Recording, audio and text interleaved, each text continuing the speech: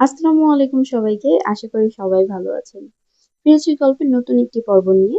যারা চ্যানেলে একদম নতুন অবশ্যই সাবস্ক্রাইব করবেন এবং লাইক এন্ড কমেন্ট করে পাশে থাকবেন। ফিরছি গল্পে প্রণয়ের অমল কাব্য, লেখক ডিআরএম সোহাগ, পর্ব সংখ্যা 11। আপনাদের সাথে আমি আছি ইতি। মায়েরা ইরফানের ঘরে এসে ইনায়াকে থম মেরে বসে থাকতে দেখে এগিয়ে যায়। ইনায়ের সামনে কতগুলো চকলেট দেখে মায়েরা ভ্রু কুঁচকে তাকায়। আপু, এগুলো তোমাকে কে দিয়েছে? ইনায়া হাতের চিরকুট মায়েরার দিকে এগিয়ে দিলে মায়েরা দেখে বলে, আয় হায় আপু, এটা তো তোমার প্রেমিক পুরুষ মনে হচ্ছে। ইনায়া বিরক্ত হয়ে বলে, কচু। মায়েরা অবাক হয়ে বলে, কি বলছো? আচ্ছা, তোমার প্রেমিকের নাম কি? এই লোক আমার প্রেমিক না। কিন্তু এখানে বলছে ফিরে এসেছে, মানে আগে ছিল, তোমাদের ব্রেকআপ হয়ে গিয়েছিল তাই না? আরে না রে বোন, এই লোক চরম বেয়াদব। মায়েরা মুখে হাত দিয়ে বলল, বকাটে ছেলে তোমাকে ডিস্টার্ব করছে? দাঁড়াও, আমি তোমার ভাইয়াকে বিচার দিচ্ছি। ইনায়া মায়েরার দিকে তাকিয়ে বলে, তুমি যাবে ভাইয়ার কাছে? মায়েরা আমতা আমতা করে বলল, তোমার ভাইয়া এখন আমাকে থাপ্পড় মারেনি, কিন্তু অদ্ভুত আচরণ করে, বুঝলে? থাক, যাব না। ইনায়া হেসে বলল, বিচার দিয়ে লাভ নেই, এই বখাটে উন্নত মানের। কি বলো, সত্যি? হুম, ভাইয়ার ফ্রেন্ড। মায়েরা বিছানার উপর পা তুলে বসে ভাবুক ভঙ্গিতে বলে, এইবার বুঝলাম, আসলে তোমার ভাইয়া বকাটেদের সাথে ঘুরে ঘুরে এমন খবিশ হয়েছে। দাঁড়াও, আমি বাবাকে বিচার দিচ্ছি। ইনা একটা চকলেট ছেড়ে খেতে খেতে বলল, পাগলি মেয়ে, সে আমার উঠবি। মায়েরা অবাক হয়ে বলল, আমার মনে হচ্ছে তুমি সেই বকাটে ছেলে উঠবিকে ভীষণ ভীষণ পছন্দ করো, কিন্তু ওপরে ওপরে ভাব নিচ্ছ। মায়েরার কথায় ইনায়া থতমত খেয়ে তাকায়। কি ধরিবাজ মেয়ে মায়েরা। মায়েরা হেসে বলে, তোমরা আমাকে বাচ্চা ভাবলেও আমি কিন্তু অনেক বুঝি, বুঝলে? আসলেই লোকটা বখাটে, নাকি শুধু তোমার পার্সোনাল খাতায় এসে বখাটে? ইনায়া অবাক হয়ে তাকায় মায়ের দিকে, চকলেটে একটা কামড় বসিয়ে বলে, তুমি যা ভাবছো তাই, কিন্তু ওই লোকটা ভাইয়ার মতোই। গম্ভীর ভাইয়াকে মানা যায়, কিন্তু বরকে না। মায়েরা হেসে বলল, ওদের মন খুব ভালো হয়। ইনায়া ভ্রু কুঁচকে বলল, তুমি কিভাবে জানলে? তোমার ভাইয়ার মন ভালো না? ভাইয়া তো খারাপ না, শুধু তোমার সাথেই কেন এমন করে বুঝি না। মায়েরা মাথা নিচু করে মলিন মুখে বলে, আসলে আমি ওনার দিক থেকে ভেবেছি আগে। বিয়ে জিনিসটা জোর করে হয় না, ওনার পছন্দের মানুষ থাকতেই পারে। সেখানে তার বাবা জোর করিয়ে বিয়ে দিয়ে দিয়েছে আমার সাথে। আসলে কাউকে মন থেকে মেনে না নিতে পারলে কখনো বিয়ে করা উচিত না। আর এভাবে জোর করে কোনো বাবা মায়ের বিয়ে দেওয়া উচিত না। তোমার বাবা কাজটা ঠিক করেনি। মায়ের কথা শুনে ইনার অবাক হয়ে তাকায় মায়ের দিকে। মায়েরা দীর্ঘশ্বাস ফেলে আবারও বলে, আমায় তো জোর করে তার ঘাড়ে চাপিয়ে দেওয়া হয়েছে। বলতে গেলে তার সেই রাগ থেকে ধূপধাপ দু চারটা থাপ্পড় খাওয়াই যায়। ইনায়ের চোখ ভিজে গিয়েছে মায়ের কথা শুনে। মৃদু স্বরে বলে, তুমি নিজ ইচ্ছে বিয়ে করেছিলে ভাইয়াকে? মায়েরা হাঁটুতে মাথা ঠেকিয়ে বলে, আপু, আসলে আমার বাড়িতে জায়গা নেই আমার জন্য। কিন্তু তোমার ভাইয়ার চুল বড় তো, তাই আমার কাজিনরা বলেছিল আমার বর বুড়ো। কিন্তু এখানে এসে দেখলাম বুড়ো নয়। আমি ভেবেছিলাম 50-60 বছরের কারোর সাথে আমার বিয়ে হয়েছে। সে জায়গায় ভিলেন সুন্দর বর পেয়ে আমি অবাক হয়েছি, সাথে ভালোও লেগেছে। ইনিয়া নিজের গালে হাত দিয়ে মন খারাপ করে বলে, আসলে ভাইয়ার রাগ বেশি। তুমি কিছু মনে করো না মাইরা, ভাইয়া এমনিতেই খুব ভালো, শুধু তোমার ক্ষেত্রে কেমন যেন বুঝতে পারছি না। মায়েরা মন খারাপ করে বলে, আমি তো বললামই আপু, ওনার জায়গা থেকে উনি অনেকটাই ঠিক আছে। বাবার তুমি আমায় কত ভালোবাসো, এই বাসায় এসে তোমাদের ভালোবাসা পেয়ে আমি অনেক ভালো আছি, বুঝলে? ইনায়া চুপ করে রইল। মায়েরা নিজেকে স্বাভাবিক করে মৃদু হেসে বলল, আপু, চকলেটগুলো কি খেতে পারি? ইনায়া রেগে বলে, তুমি পারমিশন কেন নাও মায়েরা? বড় বোন বলো অথচ পর্দার মতো আচরণ করো। মায়েরা ফটাফট চকলেটের প্যাকেট ছেড়ে হেসে বলে, এত বেশি ভাবলে তোমার ভাগে একটাও পৌঁছাবে না। ইনায়া হেসে বলল, না থাকলে তোমার কান টানবো, তুমি বড় বোনের কান মলা খাবে। মায়েরা হাসতে লাগলো। ইনায়াও হাসলো মায়েরার দিকে তাকিয়ে। মায়েরা মেয়েটাকে 90% সময় বাচ্চা লাগলো, মাঝে মাঝে অনেক বেশি বড় লাগে ইনায়ের কাছে। মায়েরা ফিজিক্স বই নিয়ে বসে আছে, তার মাথায় কেমন জানি ভারী ভারী লাগছে। আর 20 দিন পর পরীক্ষা। কিন্তু পড়া তো সব গুলিয়ে খেয়ে ফেলেছে। অন্য সাবজেক্টগুলোর অবস্থা এত করুণ নয় যতটা ফিজিক্সের অবস্থা। বই নিয়ে ইনায়ের ঘরে গেল। ইনায়া ফোন স্ক্রল করছিল। মায়েরাকে বই হাতে দেখে জিজ্ঞেস করে, কি হয়েছে মায়েরা? মায়েরা মনমরা হয়ে ইনায়ের পাশে বসে বই এগিয়ে দিয়ে বলে, আপু, আমাকে কয়েকটা অধ্যায় বুঝিয়ে দিবা? আমি পড়েছিলাম, এখন কেমন যেন গুলিয়ে যাচ্ছে। ইনা মায়েরার বই নিয়ে উল্টে পাল্টে দেখলো। এরপর মাথা তুলে বলল, আমি বোঝাতে পারবো, কিন্তু তুমি হয়তো কিছুই বুঝবে না। একটি ভেবে বলল, ভাইয়া পারবে, জাহারা আপুকে তো ভাইয়াই পড়িয়েছিল। মায়েরা ভ্রু কুঁচকে বলল, উনি তো ভার্সিটির ইংলিশ টিচার। মায়েরা ইনায়া বলল, হ্যাঁ, কিন্তু তোমাকে ফিজিক্স বোঝাতে পারবে, নো প্রবলেম, এসো। মায়েরা দ্রুত বলে, না না আপু, দরকার নেই, তোমার ভাইয়ার থাপ্পড় খাওয়ার চেয়ে ফেল করা ভালো। ইনায়া অসহায় মুখ করে বলল, মায়েরা, ভাইয়া কিছুই বলবে না, উল্টো তুমি একটা অধ্যায় বুঝতে চাইলে ভাইয়া একটা জায়গায় দুটো অধ্যায় খুব সুন্দর করে বুঝিয়ে দিবে। মায়েরা বিছানা থেকে নেমে বলে, তুমি তোমার ভাইকে চিনতেই পারোনি আপু। ধরো আমি ওনার সামনে পড়তে বসেছি, এখন উনি কিভাবে শুরু করবেন আমি দেখাচ্ছি। এরপর দুহাত কোমরে রেখে ইনায়ের সামনে গিয়ে দাঁড়ালো। ডান হাত উঁচিয়ে গম্ভীর মুখে অ্যাক্টিং করে বলল, ব্লা ব্লা ব্লা স্টুপিড, ব্লা ব্লা ইডিয়েট, ব্লা ব্লা ব্লা ইডিয়েট, ব্লা ব্লা ব্লা স্টুপিড, ব্লা ব্লা ব্লা। বুঝেছো স্টুপিড?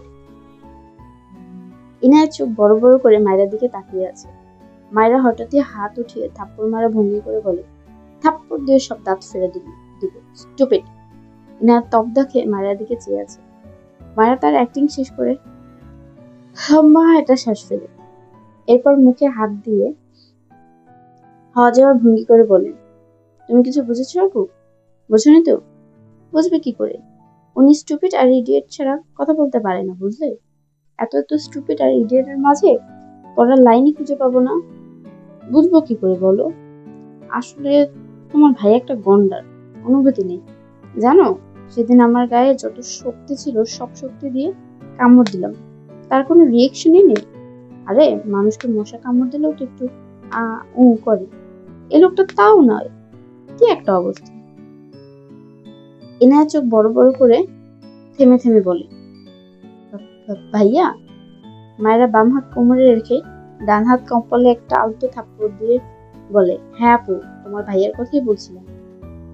ইনায়া ঢোক দিলে বলে, তোমার পেছনে ভাইয়া। মায়েরার কথা শুনে ইনায়ের মুখ শুকিয়ে গেল। মুহূর্তে মুখটা অসহায় হয়ে যায়। ধীরে ধীরে ঘাড় ঘুরিয়ে তাকালে দেখলো তার থেকে দুহাত দূরত্বে ইরফান দাঁড়িয়ে আছে। মায়েরা ঢোক দিল। ইরফানের দিকে ঘুরে দাঁড়িয়ে আমতা আমতা করে বলে, আপনি কেন আসলেন? ইরফান তীক্ষ্ণ চোখে চেয়ে আছে মায়ের পানে, গম্ভীর গলায় বলল, তোমাকে থাপড়াতে। সাথে সাথে মায়ের দুহাত দুগালে চলে যায়। কাঁদো কাঁদো মুখ করে বলেন, না, আমি ওসব আপনাকে বলিনি, আপনার যমজ ভাইকে বলেছি, বিশ্বাস করুন। ইরফান বিরক্ত হলো, ইনায়ের দিকে তাকিয়ে বলে, ফাইজের কল রিসিভ করবি? ইনায় মাথা নিচু করে থাকলো, কিছু বলল না। ইরফান ধমকে বলল, কথা কানে গিয়েছে? ইনায় মাথা নিচু করেই মুখ বাঁকালো, উপর থেকে মাথা নাড়িয়ে সম্মতি করল। ইরফান মায়েরার দিকে তাকিয়ে বলল, আমার ঘরে এসো। মায়েরা কাঁদো কাঁদো মুখ করে বলল, কেন? ইরফান রেগে বলল, থাপ্পড় দেবো তাই, ইডিয়েট। কথাটা বলে গটগট পায়ে ইনায়ার ঘর থেকে বেরিয়ে যায়। ইনায়া মায়েরার দিকে বই এগিয়ে দিয়ে বলে, ভাইয়ার ঘরে যাও, বুঝিয়ে দেবো। মায়েরা মাথা দুদিকে নাড়িয়ে বলে, না আপু, শুনলে না তোমার ভাইয়া আমাকে মারবে বলে যেতে বলেছে? ইনায়া বই নিয়ে বিছানা থেকে নেমে বলে, আরে বোকা, তোমাকে বুঝিয়ে দিবে এজন্যই যেতে বলেছে, মারলে এখানেই মার। মায়েরা ভাবলো, তাও ঠিক।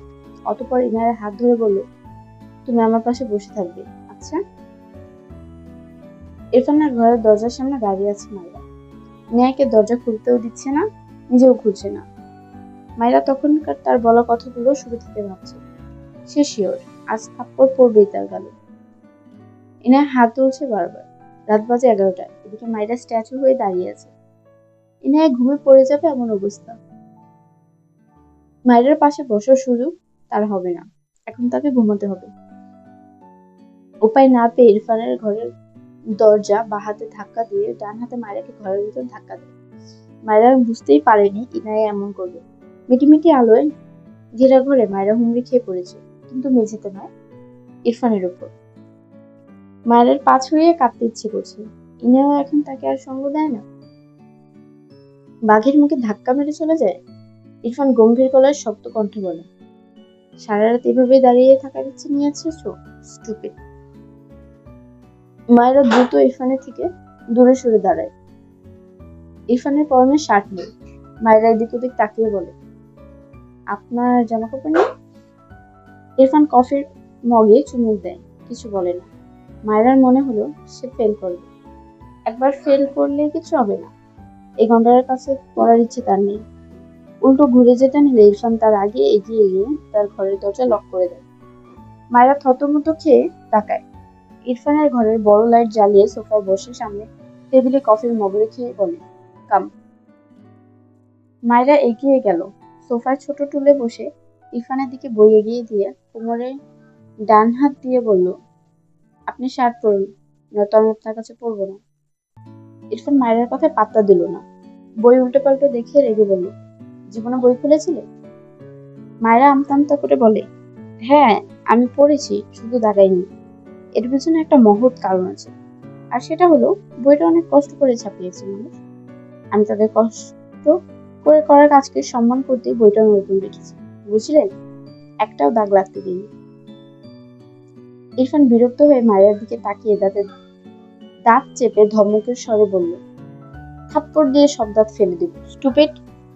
এক্সাম 2 সপ্তাহ পর আর তুমি ফাইজলামি করছো এখনো?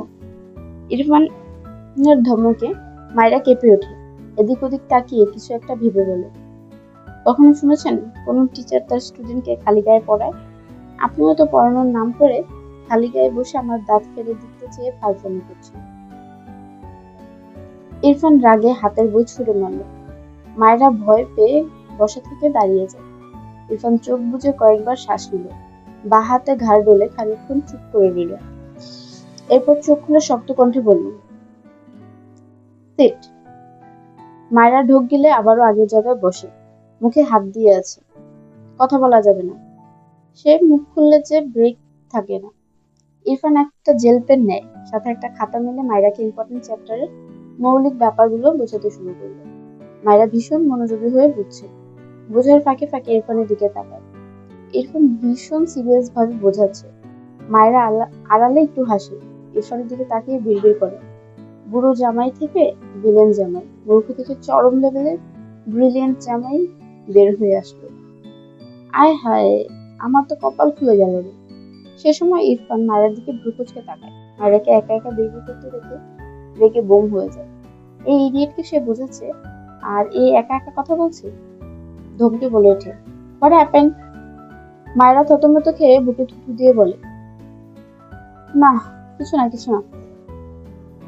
ইরফান আড়াআড়ি ভাবে দুহাত গুজে গম্ভীর গলায় বলে, বোঝাও। মায়েরা অসহায় মুখে খাতার দিকে তাকায়।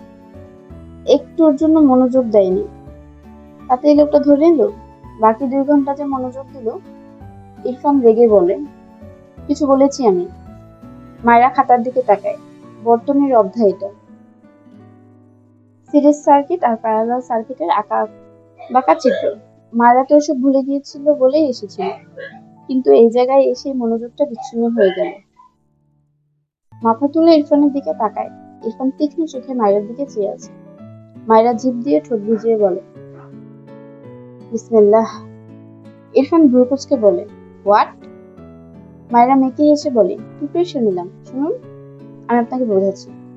প্যারালাল মানে হলো গম্ভীর, রাগী, বদমেজাজি, লালিত চোখ জোড়ার এক টিচার তার স্টুডেন্টকে প্রতিনিয়ত বলতে থাকবে, স্টুপিড, ইডিয়েট, থাপ্পড় দিয়ে দাঁত ফেলে দিব। এভাবেই সেই লাল টিচার স্টুডেন্টকে প্যারা দিতে থাকবে। এটাই হলো প্যারালাল। কথাটা বলে ইরফানের দিকে তাকালে দেখলো সত্যি সত্যি ইরফানের চোখ লাল হয়ে গিয়েছে। মায়েরা ঢোক দিল। আমতা করে বলল,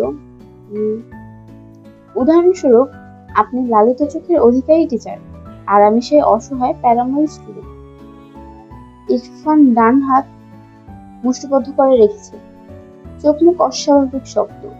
মায়েরা আবারও আমতা আমতা করে বলল, আমি জানি আমার সংজ্ঞা ভুল, কিন্তু আমি তো যৌক্তিক কথা বলেছি, আর বিজ্ঞান মানে যুক্তি। যুক্তি ছাড়া বিজ্ঞান কথা বলে না। আমিও বলিনি। ইরফান রাগে চিৎকার করে বলে ওঠে, what the hell are you. কথাটা বলে টেবিলের উপর একটা পাঞ্চ মারে। মায়েরা কেঁপে ওঠে, দ্রুত বসা থেকে দাঁড়িয়ে যায়। ইরফান রাগে মাথার চুল টেনে ধরল, আর নিতে পারছে না এই বাচ্চাকে। মায়েরা বুঝেছে তার মুখের ব্রেক ভেঙেছে, অনেক কিছুই বলে ফেলেছে সে, এখন আর এখানে থাকা যাবে না। পা টিপে টিপে দরজার কাছে যায়, কিন্তু দরজা খুলতে পারছে না। ইরফান বসা থেকে দাঁড়িয়ে মায়েরার পিছনে গিয়ে দাঁড়ায়। মায়েরা বুঝতে পেরে দরজার সাথে লেগে যায়। ইরফান ঝটকা মেরে মায়েরাকে তার দিকে ফেরায়। মায়েরার চোখে পানি জমে গিয়েছে। ইরফানের রাগ দেখে মেয়েটা এত ভয় পাচ্ছে, না জানি তাকে কি করবে। মায়েরা ইরফানের লাল চোখ দেখে আবারও চোখ সরিয়ে নেয়। ইরফান কিছুই বলল না। মায়েরার হাত ধরে টেনে এনে জোর করে বসায় সোফায়। এরপর মায়েরার গা ঘেঁষে সেও বসে উঠল। টেবিলের উপর থেকে স্কচ টেপ নিয়ে খুবই শান্তভাবে মায়েরার মুখে লাগিয়ে দিল। মায়েরা বাধা দিতে চায়, কিন্তু ইরফান মায়েরার দুহাত পিছনে নিয়ে তার বাঁ হাত দিয়ে শক্ত করে ধরে রাখে। মায়েরা ঘাড় বাঁকিয়ে চোখ বড় বড় করে তাকিয়ে থাকে ইরফানের দিকে। ইরফান ডান হাতে খাতা এগিয়ে আনে, জেল পেন তুলে নিয়ে শান্ত কণ্ঠে বলে, সব কমপ্লিট করে তবে ঘরের বাইরে পা রাখবে, দ্যাটস ইট। মায়েরা অবাক হয়ে চেয়ে থাকে। ইরফানের বাঁ পাশে বসায় মাথা তুললে ইরফানের মুখের বাঁ পাশটাই তার চোখে পড়ে। ইরফান ঘাড় বাঁকিয়ে মায়ের দিকে তাকিয়ে লেগে বলে, আমার মুখে বোঝাচ্ছি, স্টুপিড। মায়েরা চোখ সরিয়ে নেয়। তার চোখে জমানো অশ্রু গাল বেয়ে গড়িয়ে পড়ছে।